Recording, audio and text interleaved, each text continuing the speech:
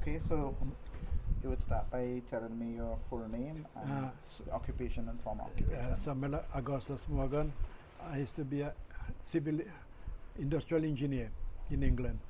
Spent 33 years there before I came back in 1994. I had two sons. One passed away 11 years ago.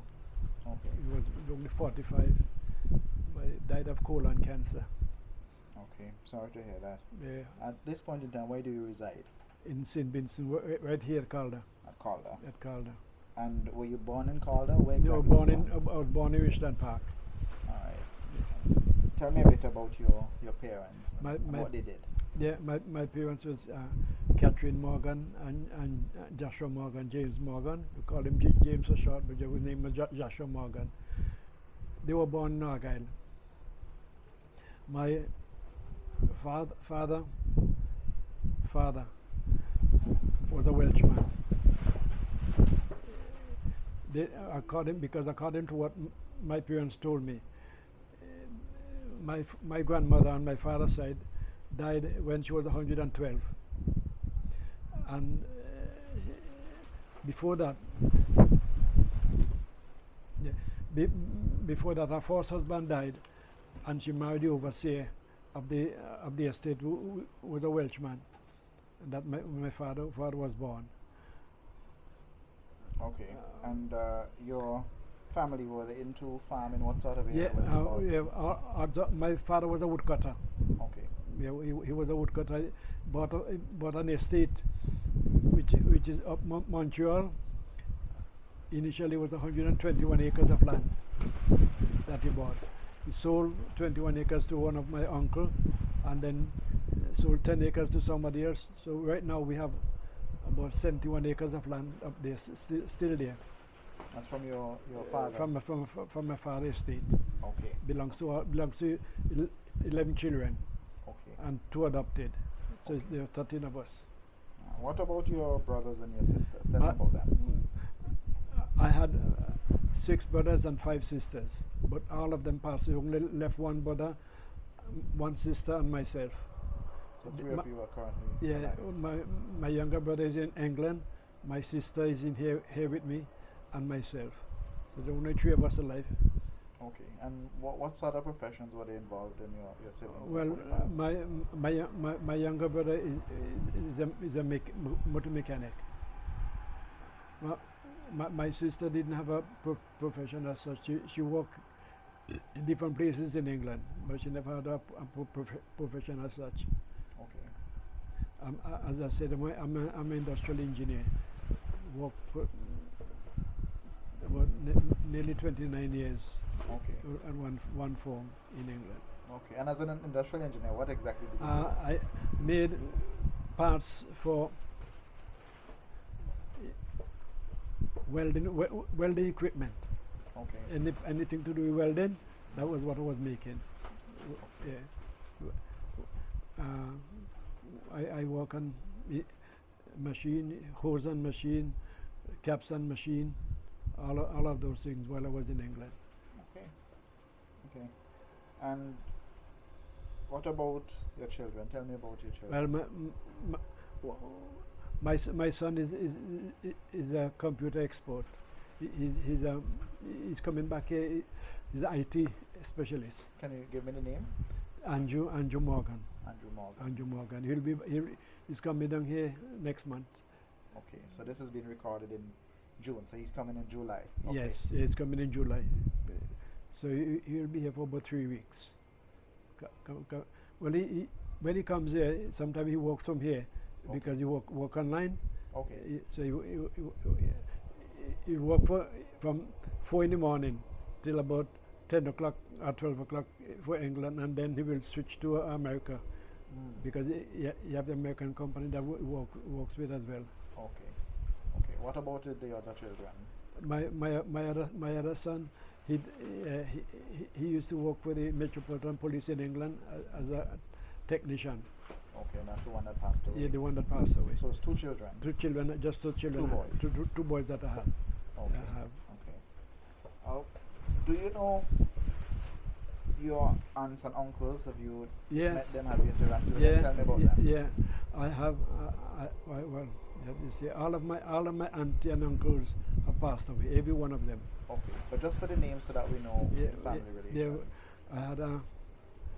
Well, we had Ranjit Bacchus, Norman Bacchus, Joseph Bacchus, Owen Bacchus. That was four brothers, and then my auntie was Auntie Florence, Auntie Algina, Auntie Almina, and then there's another sister that died in Trinidad, Auntie Beatrice. All of, as I said, all of them have passed away. And they were all living overseas? No, most of them were living here. Most of them was living here. They only immigrate in the later years. Most of them, one was living in Calder. Well, no, two of them was living in Calder, and then the others used to live in Richland Park. One moved to, as far as I understand, on Leeward side. I'm not sure exactly which part of the Leeward she went. One of my auntie I know, my father's side lived on Rosebank. Okay. She had some children. I can't remember all. I never met all of them. I met two of them. Okay, and just in case you're hearing a noise, they live just overlooking the airport. So Yeah. Those who are viewing this will from time to time hear the airplanes in the back. We hear this song in the back because of the airport. Right, so you're literally right above overlooking the airport. Now, you mentioned your aunts. What about your uncles? My uncle, all of my uncles live in St. Vincent. Okay. One of them, my Uncle Joseph, he died tragically in 1951. That's the Junior Bacchus grandfather. Okay. He died. That's Donnelly's father? Donnelly's father. Okay. He died in an accident coming from Kingston Okay. with a bus. Look out the window. There was some Solitex that was placed on the bus roof. Right. And it went out and bent inside out to look, and the head hit a metal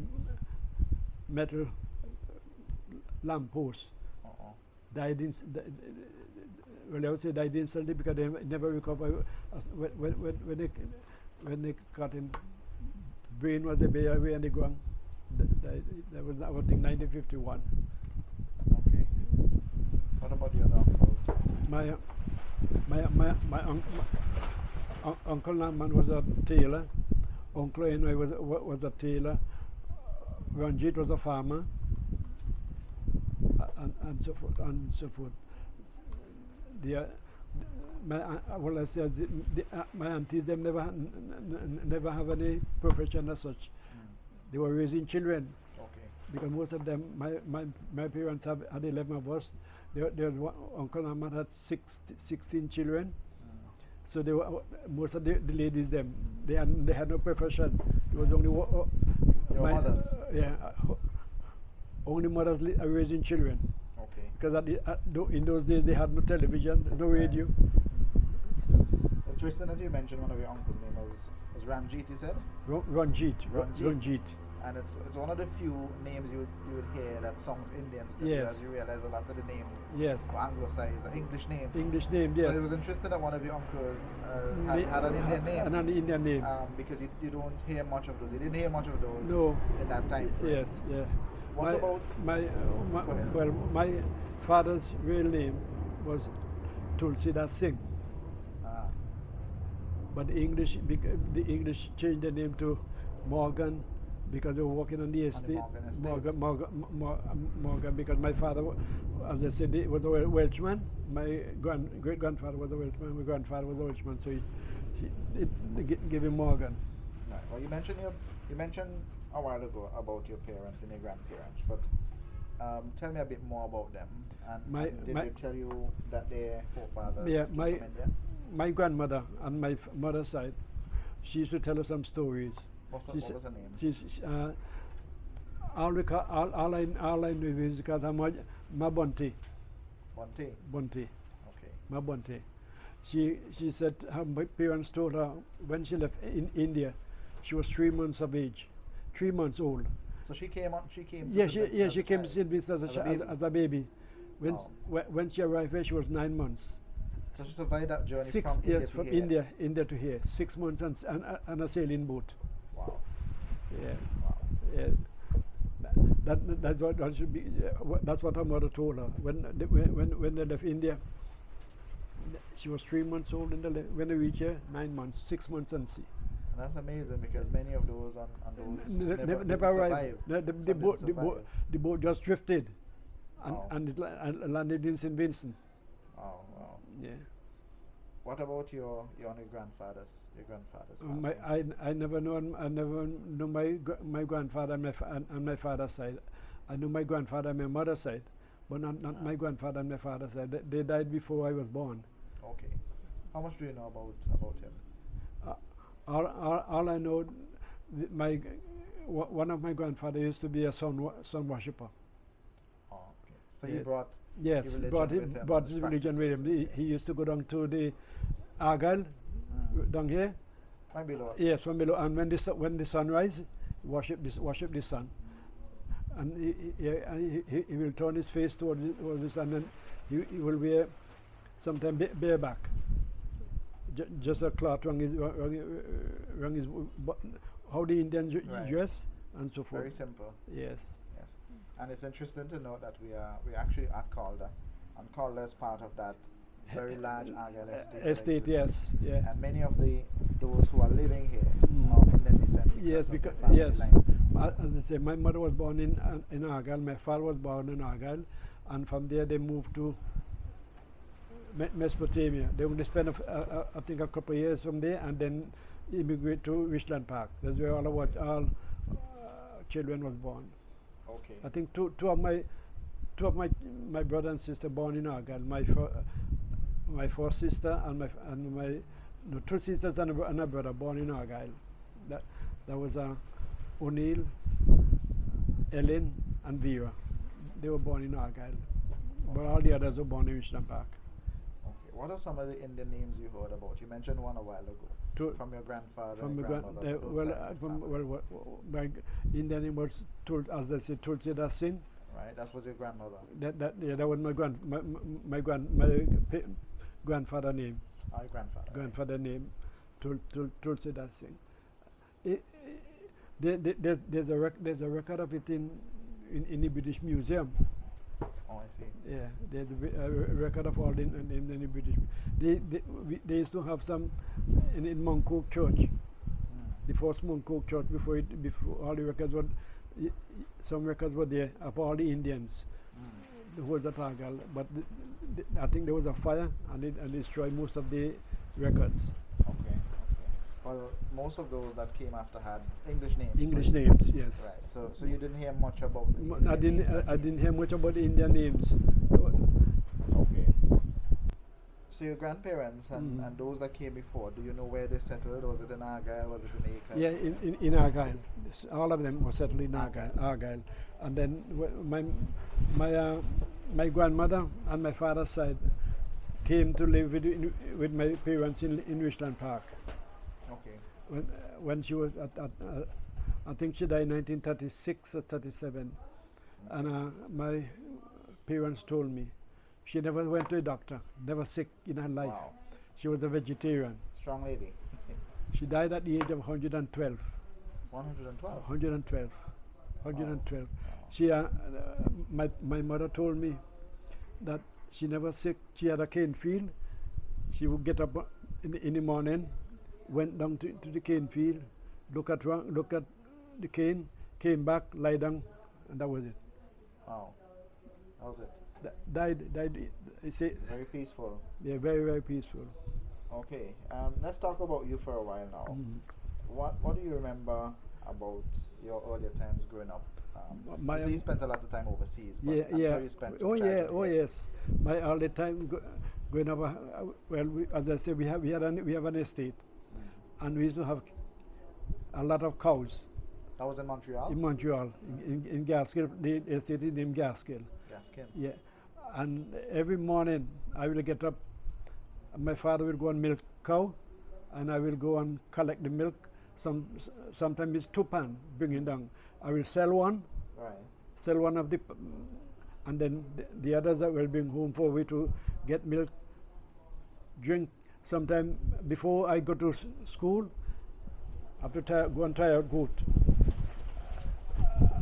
Come back, have something to eat, and then go to school, and do the same thing in the evening. When after 3 o'clock, when school finish, I do go and collect them, bring them back, and sometimes I used to have a donkey, and go and cut grass for the donkeys. Then make sure that they're fed. Okay. They used to come home for lunch as well. Yeah, and well, if my father is cutting wood in Gaskill, I will have to go and take food for him, and which is a mile and a half. That's during lunchtime. Lunch, yeah, no. Sometimes he will cook up there. I see. Sometimes he will cook. Sometimes we have to carry food. I see. And if we carry food, most of the time if he go early, say he will leave home sometime 5 o'clock in the morning, he will come back home for lunch. Okay. But sometimes he doesn't go that early. So if you go a bit later, then somebody have to carry food. If not myself, one of my other brothers. Okay, so you spent a lot of time among the family. Yes, a lot of time with the family. Okay.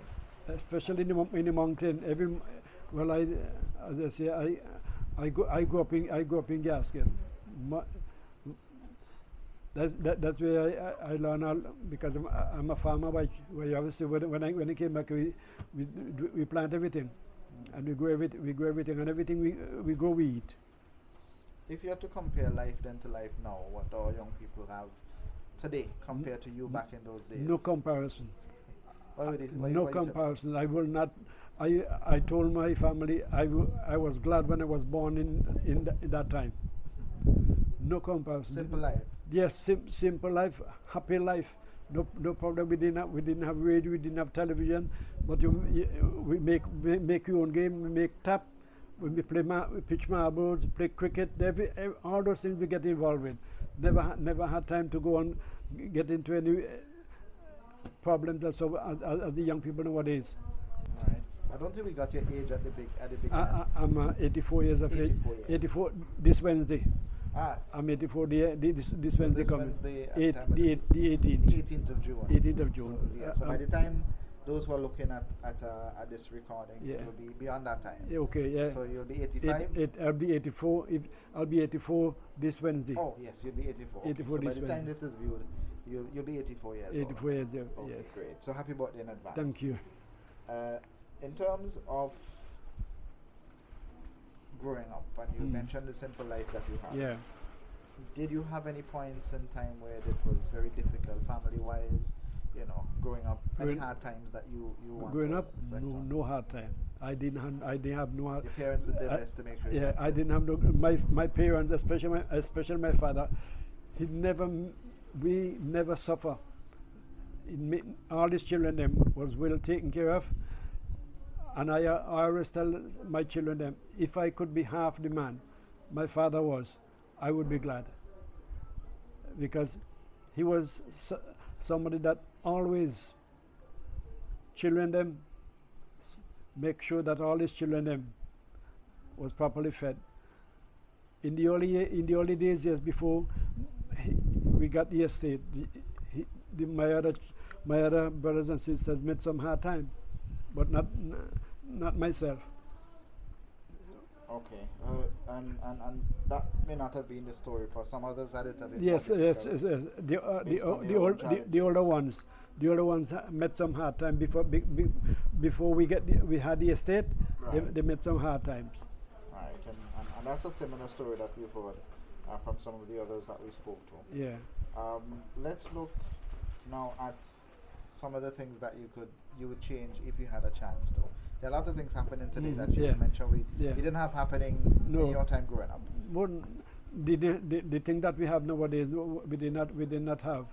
What And there are two things my father taught us: never tell lies, and to be honest. And that has been with me over the years.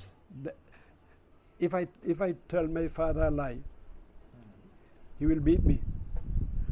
But if I tell him the truth, even if I did something wrong and I tell him the truth, he will scold me, but he will not beat me. But he don't believe in anybody telling lies. To be honest, at all time, no lies. Well, you mentioned having to go to milk the cows and selling one and keeping one. Yeah. But is that one of your treasured memories, or you have yes. other treasured memories? Yeah. Well, I have treasured memories. I remember my older brother Evans taught me to play cricket. Evans, yes. We spoke to Evans in one of our previous interviews as well. Yes. Yeah. He taught me to play cricket since when I was 6 years of age, and everywhere he went, I used to go with him, playing cricket all over St. Vincent. And I played cricket in England. I came back here still playing cricket. Even last week, I went and played cricket, softball. Oh, you still play cricket? Yeah. At 83, going yeah, 84? Yeah. Wow. And there are people in their 50s who can't do that. Can't do that. Well done. Now, if there were any things that you could change about the country, St. Vincent and the Grenadines as a whole, what would that be? What I would like to see come back is because in our day, a village will bring up a child. If I going down the road and met one of an older person and don't say good morning, when that person come back and told my mother his licks, I must say good morning to my elders. And all of our houses them never had burglar bars. All the doors were open. Front door, everything was open. Nobody will go into each other and steal anything. Safe, very, very safe. Sometimes we sleep at night with the door open because the place so hot. Okay. So you'd want to see a bit more of the neighborliness. Yes. People helping people. Helping people. Yes, that's it. People helping one another, because nowadays people are too selfish. Okay. Just for myself.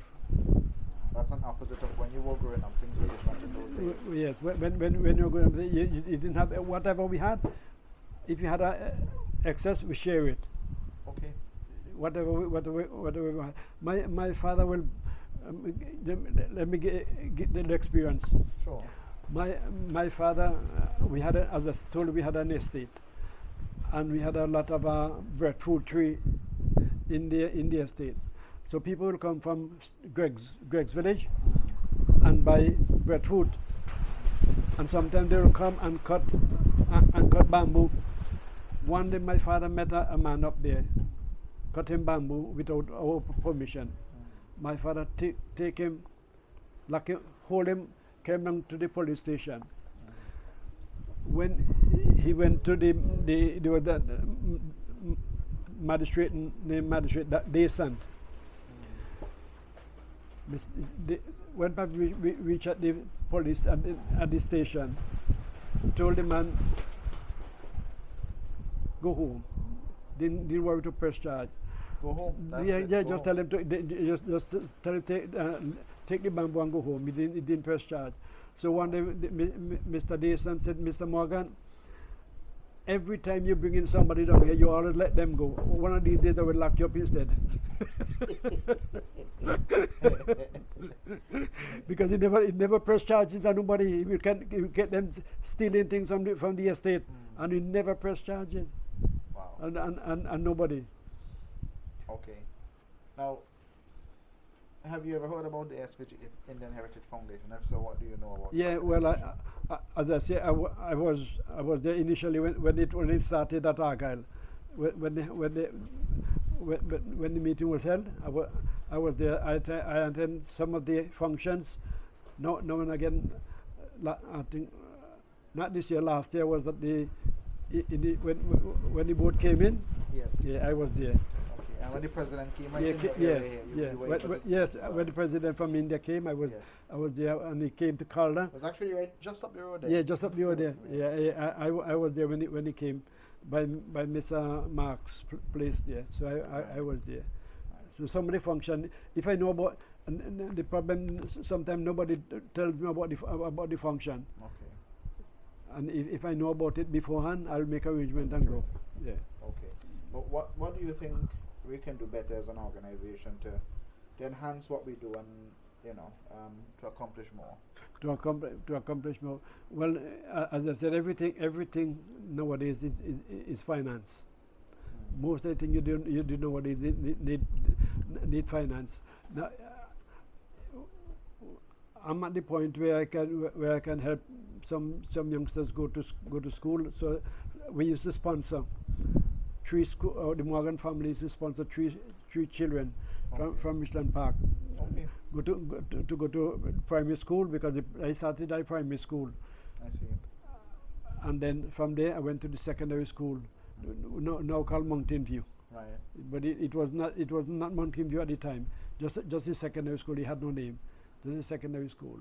Okay. So we used to sponsor, and we even recently I sponsor one of the students. She had no funds to start school, so we pay for the first term for her. So she gradually getting better. Okay, that's great. That's great work.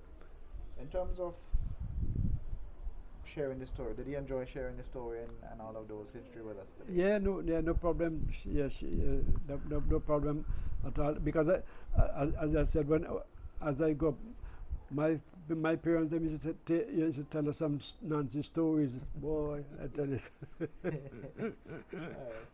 But before we close up, anything else you'd like to add that you'd want to place on record for viewers? Well, what I would like to see the foundation do is, most of the, as I said, a lot of the Indians in St. Vincent are not getting involved. You see a lot of mixed races, and some of the Indians them are not getting involved. We'd like to see more Indians get involved, because it is initially an Indian Heritage Foundation. And if the Indians, because we have a lot of Indians in St. Vincent, in Park Hill, Rosebank, Richland Park used to be dominated by Indians, but now most of it is mixed race. You find a few that is over the river. Most of them belongs to three brothers. Okay. But not a lot of Indians does not get involved in the foundation, and I would like to see more Indians get involved in the foundation. Okay. Because as I say, it's an Indian Heritage Foundation. Okay. I know Junior is the president at the moment. But if more Indians get involved, it may push the foundation more on a more solid ground. I'm not sure, because most of the Indians in Vincent are well off. I'm telling you, most of the Indians now and again you'll find some of them who are poor, yes, but the majority of Indians. We were taught to work for $2 and save $1. That was my father's philosophy. You don't spend all that you earn. Try to put something aside, because you don't know when rain will fall. You don't know when hard time will come upon you. Well, the Indians have always been known to be thrifty. Yes. Not spending everything. Don't spend all of it. The same thing with same philosophy that I grew up with. Same philosophy that I. And you're 84 years, and that philosophy has worked for you. Work for me. Now you're able to help children. Yes. All my siblings, them. Whether on my wife's side or my side, we are always helping people. So we are at the stage where we can help all our relatives, and I thank God for that. As I say, I was born in a Seventh Adventist. When my parents accepted the message, I was born. So all my life I've been an Adventist, and I'm proud of it. I keep telling people I'm proud of it. All right, Mr. Morgan, thank you very much You're for welcome. taking the time to No problem. speak with me and No sharing your information. Yeah, We're happy that you can share your stories with us and yeah, your background. that's good. That's no problem. Anytime, if you tell me when you're showing it, I will try to look at it.